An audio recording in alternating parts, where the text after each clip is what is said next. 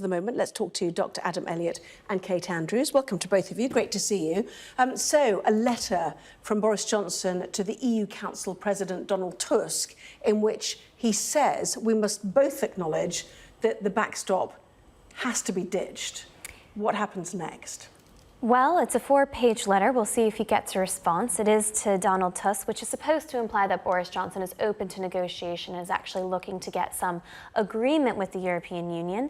And there are a few things in it that have laid out exactly where Boris Johnson actually wants to go with the future of the deal. But the key is that he's saying the backstop has to go entirely. And his reason is that he believes it to be anti-democratic. He actually believes it to be problematic for the Irish border, as he lays out. Some will take issue with that. But critically, he knows he can't get it through the House of Commons.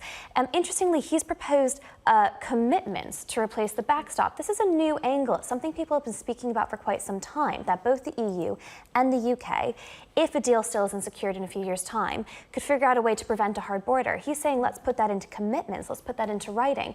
It's an old idea, but with a new spin on it, and we'll see if it gains traction. But have we ever got to a position where alternative arrangements are viable in a short period, which always seems to have been the problem for the suggestion of alternative arrangements? As I understand this letter, what he's saying is we'll still pursue alternative arrangements, but if we can't get those ready in time, we will have written commitments saying that we will be okay if a few goods get across the border that we can't check. We'll be okay if some people get across the border that we can't check. He actually says he wants to keep the common travel area as long as we prevent that hard border. He wants to put that into writing because that's what he really wants to get through. I think that will be comforting actually to a lot of people. And a lot of people have been saying, the EU, the UK, they don't have to erect a hard border. Boris is saying, let's actually put that into writing. Let's give people that confirmation. And the other major part of this letter seems to be that whereas Theresa May committed to full alignment with wide areas of the single market and the customs union, that in this letter, Boris Johnson has said, actually, we don't necessarily want to do that. We might diverge from you, which is a significant change as well, isn't it? It certainly is, and I think it's speaking to a lot of Conservative backbenchers who are pushing for a harder Brexit. But it's also distinguishing him, I think, from the opposition parties. The Labour Party and the Liberal Democrats and others have all said that staying in the customs union is something they would strongly back or even consider. And I think distinguishing himself from that, I think, is really laying the battlegrounds for the next battle in Parliament over what this deal is really going to look like. Yeah, and the Telegraph also leading on this. Johnson tears up the backstop in talks push. The Prime Minister demanding new arrangements with the EU after, well, they call it a clash with the Irish Premier over the border. They had an hour-long conversation, we're told this evening. They're due to meet in September, no doubt to discuss the border, which is of great significance to both. But is this anything different? We knew that the backstop would have to go under Boris Johnson, and we knew probably that they would want alternative arrangements. So how much further forward are we with this new plan? Well, the European Union leaders have been quite clear that the backstop isn't up for negotiation as far as they're concerned. And I'm not really sure why it is that they would lie about that. And so I think Boris Johnson's going to have quite a difficult time attempting to renegotiate that particular topic. I mean, the letter lays out a kind of flexible and creative alternative, but I was quite intrigued about what the meat of this proposal would be. And I think Boris Johnson at this time is still playing his cards quite close to his chest. I think you'll expect to see this for a while. I think there are actually quite a few reasons why the EU wouldn't be compromising at this stage. So far, not compromising has gotten them what they want. It's made Brexit more uncertain. It's pushed Mrs. May deadline back and back and back. I think a change in rhetoric on this is actually going to take some time. I don't think we'll see changes in August or maybe even September. But both sides are finally actually playing that game of negotiating for what they really want. And that's potentially how we're going to get something changed. And if we go back to The Guardian, they are quoting an EU source saying that once again the negotiation of the withdrawal agreement, including the backstop, will be ruled out. There was a 2.5-year negotiating process in which the EU compromised, including on the question of the backstop. The withdrawal agreement is not open for renegotiation and the backstop is not open for change.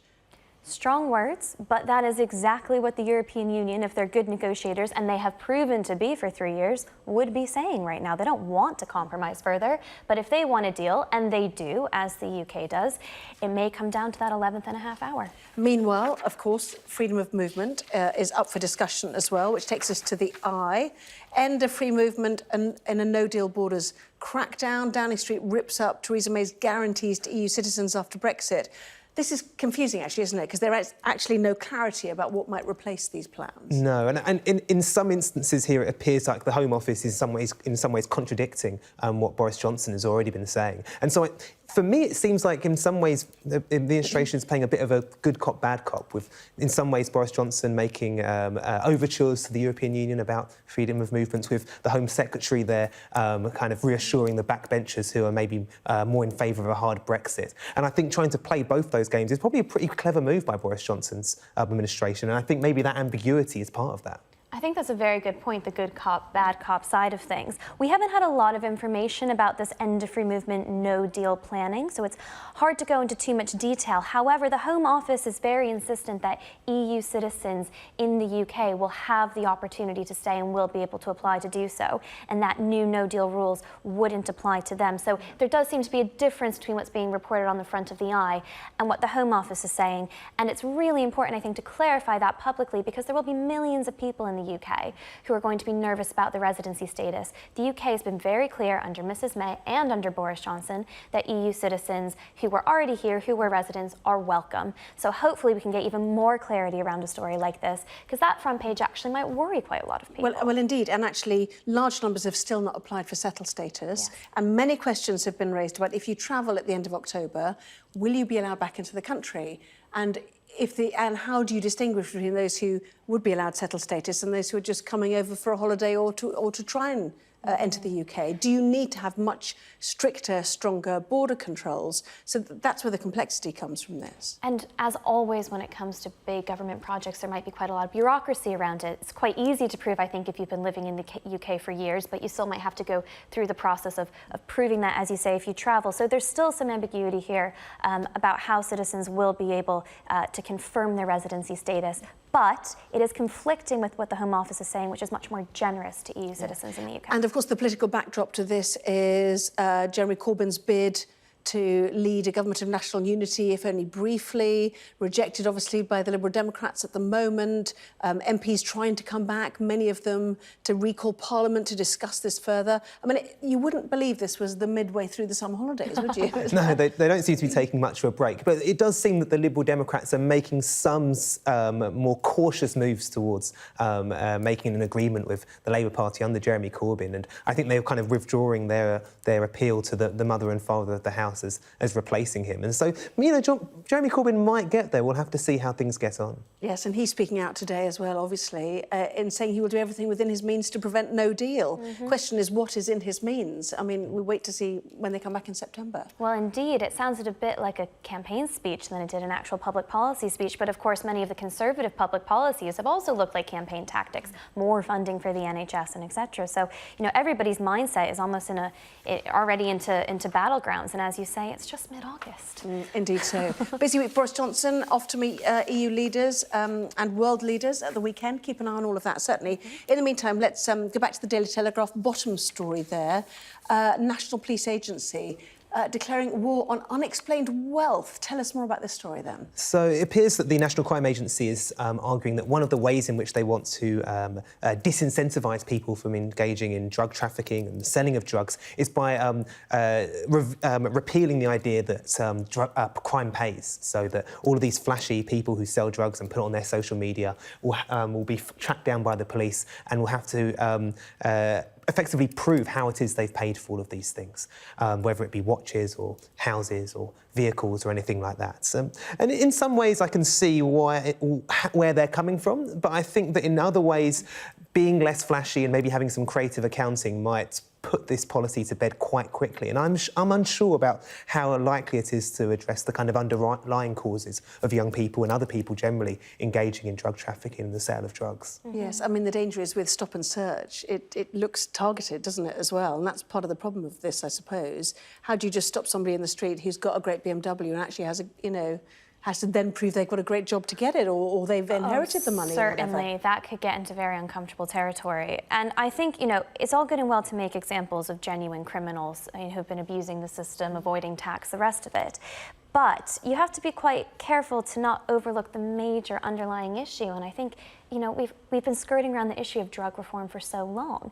You know, who is guilty, who is accountable, whether or not our current drug policy and the war on drugs in the UK, worse in the US where I'm from, but certainly one that is also here in the UK, how that's actually affecting the young people who are so deeply affected by these issues. What are you suggesting needs to happen then? Well, I think if you're going to go hard on crime, you also have to find a way to liberalize our entire system to help people who are, say, addicted to drugs buying the product to get help. I would certainly decriminalize drugs, and I think we are moving in the direction of looking at legalizing things like marijuana to put it on the books and to make it safer, to make it more accountable, and to take money away from gangs and drug dealers who are benefiting from this illegal activity. Like many states in the States, obviously, yes. Of course, and I think at a time when so many Conservative MPs have talked about their own experience of drugs, I think now is probably as good a time as any to think about liberalising the kinds of laws about the possession of currently criminalised drugs, and think about more preventative measures about how we can stop this from being a crime and therefore leading to the kind of violence that so many of people are so concerned with. Politically, you don't see the mood music heading in that direction, though, do you, necessarily? Do you think I you wonder, do? I think with Canada and the US going so quickly the way it's gone towards liberalisation, I think the UK could be next. OK, fascinating.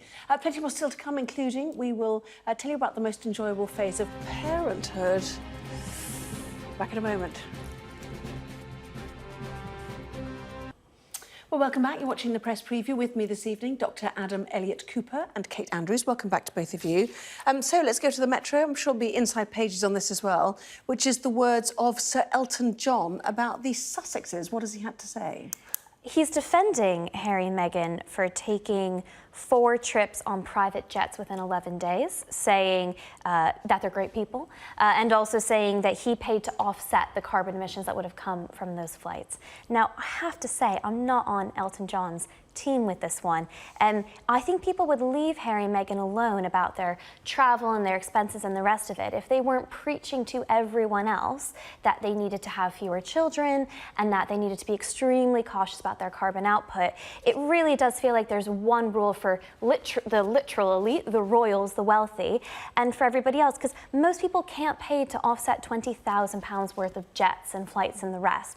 I think if you're in the position like the royal family is, you know, such a huge privilege to be a role model to everyone else. How are you expecting them to travel? Well, no, it's not to say that they shouldn't necessarily be traveling on a private jet or that they shouldn't be, you know, even spending certain amounts of money from Elton John. It's that they shouldn't be chastising other people, and frankly much poorer people, for their life choices. For example, having 3 children, something they've been speaking out against recently. That just Well, I is not suppose what they were adds up. asked, weren't they, you know, about children, and just said they're going to have 2 max because of. That's It true. doesn't necessarily mean I'm going to set out and make a speech telling everybody not to have children because of climate change. But they were asked. There There might be a difference, but they were asked about children. I think it's legitimate for people to now ask about their air travel and why they're flying around the world, putting out all this carbon. Yeah, and I think the important thing as well is that Boris Johnson, Elton John has said that Elton John has said that, you know, he's doing this kind of carbon offsetting. But I mean, carbon offsetting isn't really that great. It doesn't really offset the actual effect of carbon emissions. I think it's probably to crudely simplify, it's kind of like mushing your food around your plate and saying that you've eaten all your dinner if you're a small child. So I'm not really sure that Elton John's carbon offsetting has really helped a great deal. And I think also quite importantly, if I think Harry and Meghan really want to talk about climate change and all the things that are affecting it, they shouldn't necessarily be preaching to ordinary people as much as they should be preaching to large corporations. And this is where most of the pollution comes from. This is where most of the industrial waste comes from. This is where a lot of the spillages emerge from. And I think that's, as you said, preaching to ordinary people instead of the real polluters, I think is another problem that I think is likely to arise if... But preaching and saying out loud what you've decided and how you've come to that decision are not necessarily the same thing, I think, is the point that I was trying to make. And I mean, Sir Elton saying that Harry's mother was a great friend and he felt sort of a sense of nurturing towards her son. Yeah. Anyway, I'm sure there'll still be more written about that. Let's go to the Metro, shall we? Donald Trump and his ambition to buy Greenland.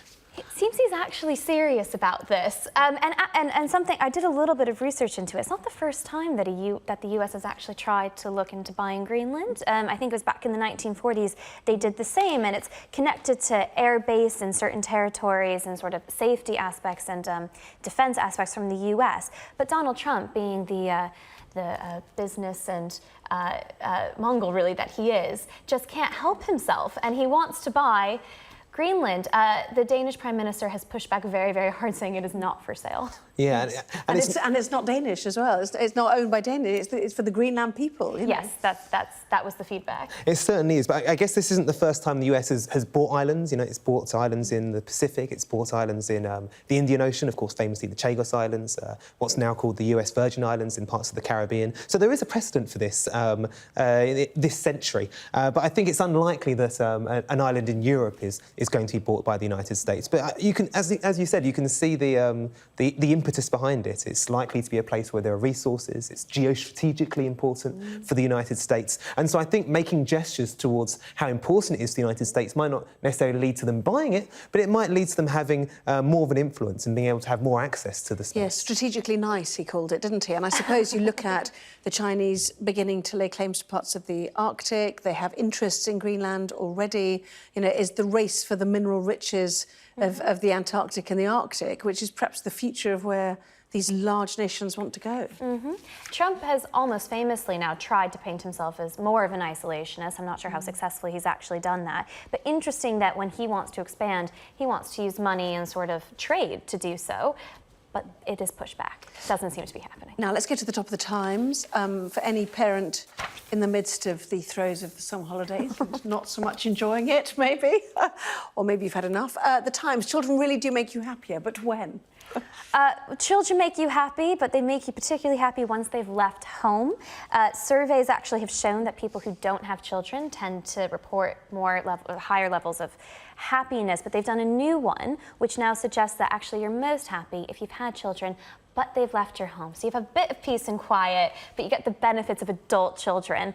So when your parents say they love you, they do mean it, but they really mean it once you've flown the nest. Yeah, of course. I mean, my mum always wants me to come back home. So yeah, I definitely can relate to that a great deal. Most appreciated. Yeah, of course. And who's going to look after us in our old age, if not the children Well, that... there's that too. Honestly, don't tell them that just yet, will you? Adam and Kate, thank you very much. We will see you at 11:30. Thank you both very much indeed. Let's check out the weather now. Growing all the time or something. Anyway, Dr. Adam Elliott-Cooper and Kate Andrews are here. Plenty to talk about, not least this letter, this 4-page letter from the Prime Minister to the EU Council President. Yes, so Boris Johnson's bringing the backstop back into the headlines, it seems, and he's reasserting his commitments to doing away with the backstop. And it's difficult to say how successful it will be. I was hoping there'll be a bit more meat within the letter itself. It's about being flexible and creative and using technology, but we're not really sure how Boris is going to try to negotiate his way out of the backstop at the moment. And as things stand, the European Union is being quite tough in terms of their rhetoric about the backstop being a non-negotiable in future negotiations. Yeah, and he sets out specifically why the backstop does not wash. Undemocratic, a threat to the peace process, and not least, it will not get through Parliament. Therefore, it's unviable. The question is, what are the alternative arrangements that he's still pushing, and how flexible might the European Union be? As said, there isn't a lot of meat on that, but there have been discussions around possible alternative arrangements, future alternative arrangements for a long time. One of the main sticking points has been that they don't all exist yet. But I think one of the differences is that Boris Johnson isn't simply calling for alternative arrangements. He's calling for commitments from the EU and the UK, regardless of what's in place in 2021 or whenever it may take place, for there to be no erection of a hard border. And that actually is a bit different. People have been saying for a long time, well, the UK doesn't plan to do it, the EU shouldn't plan to do it. I think Boris Johnson's actually calling for that commitment. He's saying give people the faith and let them know that even if we haven't sorted everything out technically, this will not occur. But that's fine, isn't it, in principle? It's when the lawyers get hold of that 485-page withdrawal agreement document that is the problem, that you need to nail this stuff down. You need to absolutely nail down what the trajectory is and how you plan to make that border sustainable. But I think what they're saying is if if on day one there are hiccups, the response to those hiccups and those small mistakes is not going to be to bring in weapons or a wall or anything of the sort. It's to say we're going to let those hiccups slide. We're not going to punish people because peace matters most. I just think that change in rhetoric and actually trying to secure those commitments is a bit of a shift because it's targeting what Prime Minister Johnson really wants to do, and that's to protect peace between the Republic and Northern Ireland. At the very least, is this an indicator that Boris Johnson really does want a deal, do you think?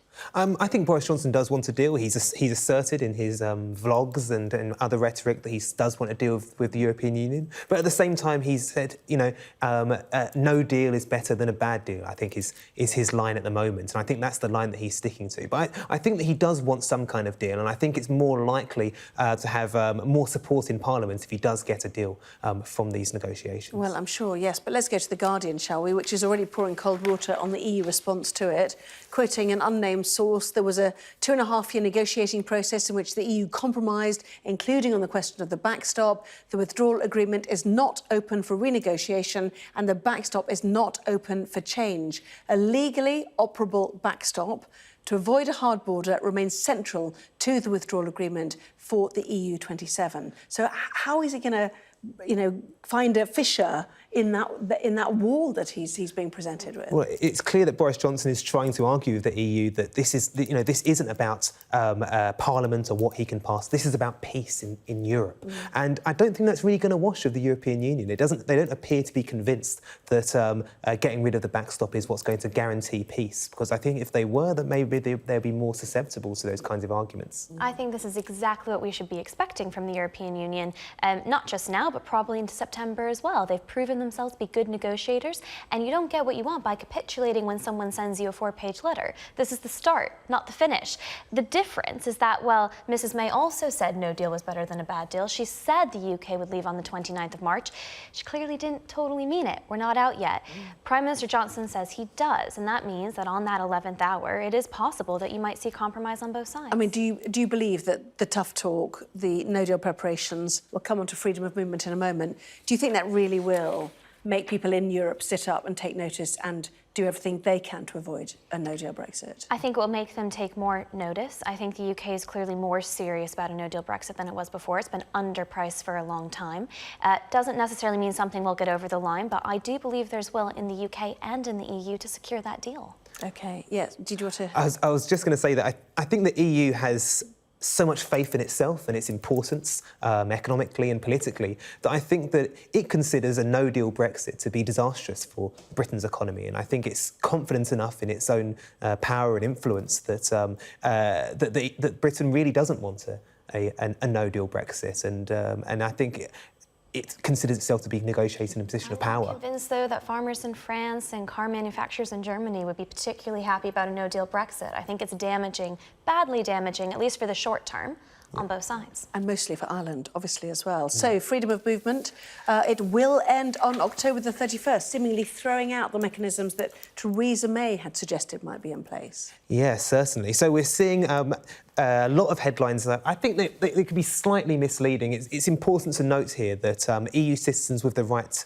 for permanent residence will not be affected by these changes by the Home Office. But it does mean that it's going to be more difficult for people from the European Union to enter Britain after the 31st of October, even if they're just coming for a holiday or something like that. So we are seeing certain changes and a certain hardening of the approach to borders from this administration. But to make it harder for them to come in, obviously you have to have further border checks. Question is, do you have enough staff to even do that?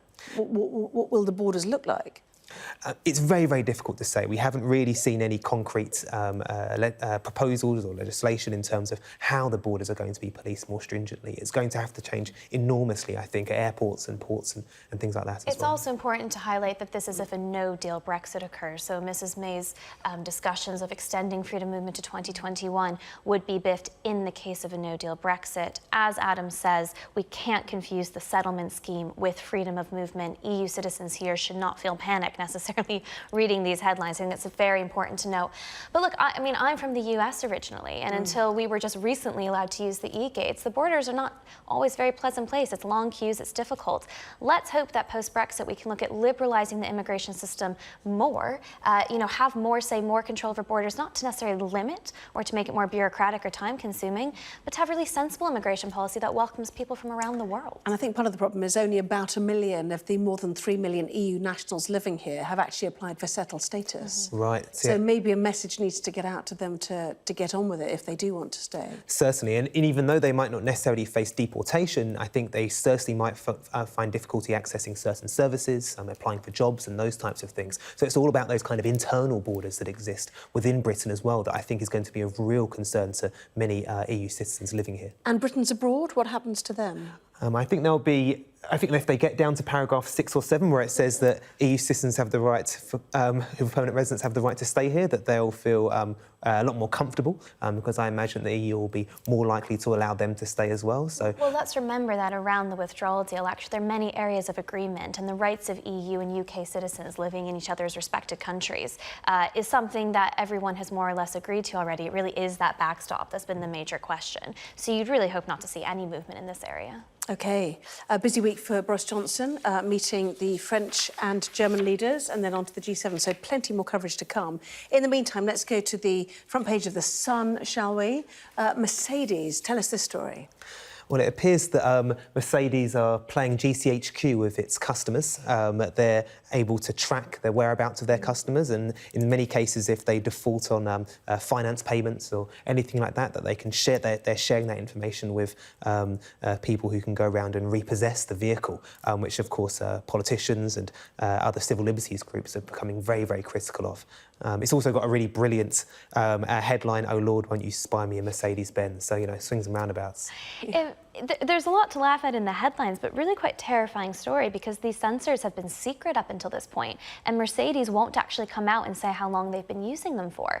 So, I mean, it really is being tracked without your knowledge or consent. But many modern cars have in-car help, don't they, where you could, press a button and Mercedes or whoever it might be, BMW, might be able to come and help you. And we know that car manufacturers do take data on how we drive and fuel consumption and things like that from us. So how much further does this push this spying idea? That's a good point. I think there's a major difference here. We hand over our data all of the time. We hand it to Facebook, we hand it to WhatsApp, we hand it to all kinds of groups who use it differently.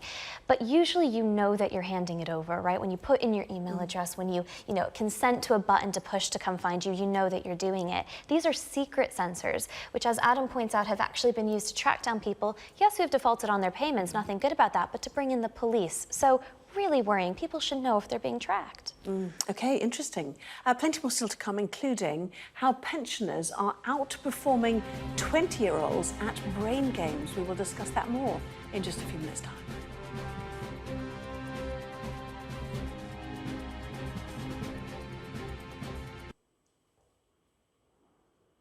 Welcome back. You're watching the press preview with me this evening, Dr. Adam Elliott-Cooper and Kate Andrews. Welcome back to both of you. Measles, the anti-vax movement, all colliding, it seems. The UK being stripped of its measles-free status, which takes us to this story in The Times. Yes, the World Health Organization has actually stripped the UK of that status, and there are now an estimated 90,000 5-year-old children who are entering primary school who are not fully protected against MMR. And many of them actually, the parents did go to get that first vaccination but didn't follow it up. So there are a lot of issues here. One is access to GP appointments. The other is finding the time. And then, of course, as the Prime Minister actually pointed out, these sort of hoax articles and things on the internet making parents worried about vaccinating their children. I believe in liberty, people having autonomy over their own body. I don't like the state telling us what to do very often, but you know what? If you don't give kids health, good health at a young age in life, they have no opportunity to make their own choices. We have to be responsible. We have to make sure these kids are getting vaccinations to protect them and also all the kids around them. And this is particularly concerning since measles is such a highly contagious illness as well. It can spread through schools very, very quickly, and we're seeing an increase in people being diagnosed with measles, not just in places like Britain, Britain, but in many other developed economies as well, such as the United States. So it's really something the government needs to take account of. And the things they can do is remind people about the illness and how bad it is, remind people that the anti-vax movement has been discredited for many years now, and also this uptake of the second vaccine, which is done preschool, isn't it? Yeah. Give people an amnesty, allow them back, send them reminder letters, get people in for that second vaccine. And, you know, maybe increase schemes that just make it easier for parents to access this kind of medicine. You know, it doesn't necessarily have to be in a GP office, as long as a trained medical professional's doing it. Make it as easy as possible in places that parents and kids are to get them vaccinated. Saturday morning clinics, not during the working week, for example. Yes, indeed. Another medical story in the Daily Mail, hospitals taking in 1,000 dementia patients a day. The damning indictment, they say, of a failing social care system, or a social care system that simply cannot cope with people with Alzheimer's or other forms of dementia. No, certainly. As we all know, we have an ageing population, and dementia is certainly something that's on the rise as that increases. And I think it's going to be of particular concern for people working at the NHS when we see many people who work with dementia patients being, many of them EU migrants or migrants from outside of the European Union. And I think this also speaks to the importance of immigration, and one of the reasons that people are so concerned about staying in the European Union is because so many of the people who work in the healthcare system come from other parts of Europe. But it doesn't matter how many people work in the healthcare system, you still won't be able to provide care in hospitals for people with dementia. There's a major capacity issue, and everybody's getting displaced. People who need to be in A&E are displaced because those with dementia who, you know, in many circumstances don't need to step into A&E except to find somebody to care for them, are there. And, you know, there's been thought to be billions worth of pounds of a black hole in social care for some time. We have to make some tough calls about priorities and spending and where that money can come from. You can't just keep increasing taxes, but it's a clear area that's been underfunded for some time. And if you're in hospital for a physical condition, you're sent home with a promise of 3 visits a day, of 15 minutes each, to provide a meal, which is simply not enough, really, for people with complex conditions. Some people need full-time care. Yes, indeed. Let's move on to the FT, shall we? A Hong Kong billionaire to seize, we understand, Green King, big brewery, drinks company? It certainly is. Where he's taking advantage of, I think, the weak pound at the moment, according to the Financial Times, and it's done very well for Green King's shares, which is really good for them, and they've promised no job losses as well, which is, of course, really important. But it also speaks to what's happening in Hong Kong at the moment. We've seen mass protests across the city over recent months, and CK Assets has actually has seen falls in many of their profits, partly due to these protests. So we're seeing investments taking place outside of Hong Kong following these uprisings, which I think is quite interesting and important as well. A lot of people have noted that, you know, throughout the months that Brexit's caused a lot of uncertainty for businesses, and areas of manufacturing, for example, are at risk. But it's actually being said here that the billionaire's not too worried about that, because he's pretty convinced that post-Brexit, deal or no deal, people will keep drinking. That will be driven to it, certainly. Final story very quickly. We've talked about dementia, but how elderly people can learn to beat brain game players in their 20s. This is heartening. Yeah, this is a great story. So it was a study, it was a test done to test multitasking. And they found that if you did your brain training programs on many occasions, elderly people were beating the younger people who hadn't. And even if the younger people did a bit of training, the elderly people who did a lot were still beating them. So the real, you know, the real lesson here is put in the hard work, and there's no reason to see your mental capacity going downhill. It can go uphill. Yeah, no, certainly. Yeah, well, I haven't played computer games since I was a kid, but maybe I should get back into them as I'm getting older. To train that brain, yeah. Exactly. I think you've got a way to go, to be fair. But anyway, Dr. Adam Elliott-Cooper, Kate Andrews, thank you very much indeed. Thank you.